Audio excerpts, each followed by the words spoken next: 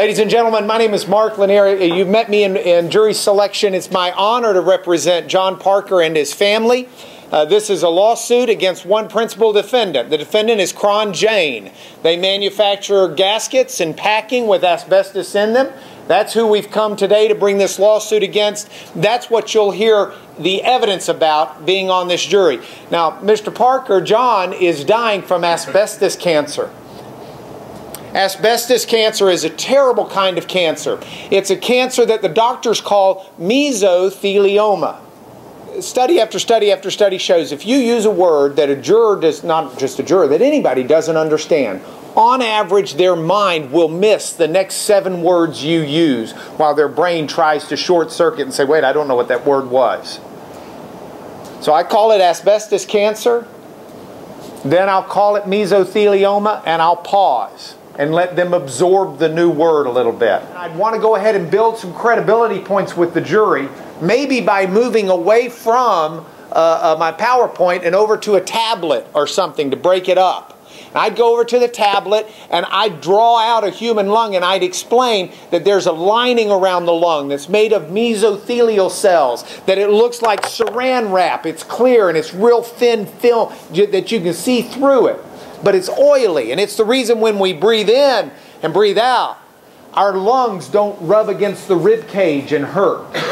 The friction's not there because we've got this lining that surrounds it. And when that lining of mesothelial cells develops a cancer, it's called a mesothelioma, or a cancer of the mesothelial cells. So like with most of these slides, I'd go into more detail with the jury to help explain it. I'd explain the healthy lung versus a mesothelial lung and what happens. That it's not a cancer of the lung, it's a cancer of the lining around the lung, or a lining around the peritoneal cavity, or whatever it may be. I'd move on from there and I'd say, ladies and gentlemen, asbestos is a secret killer.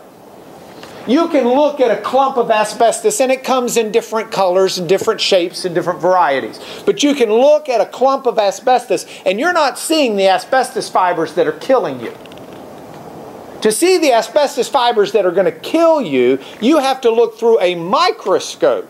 And not a normal one like we had when we were in school. You remember like in 10th grade or wherever it was. This is a microscope that's one of those electron microscopes that'll show things so infinitesimally small.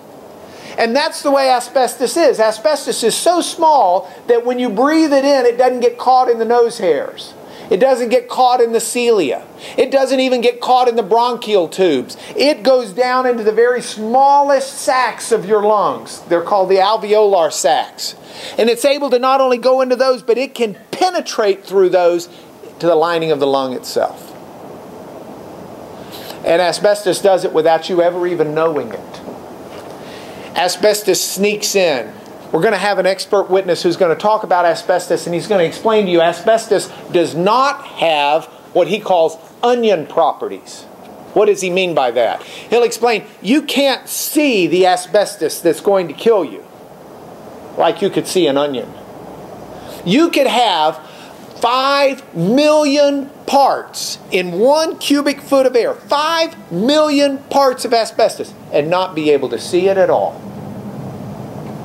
So it doesn't have the onion property of being able to see it. An onion, you can smell it. It'll bring you to tears.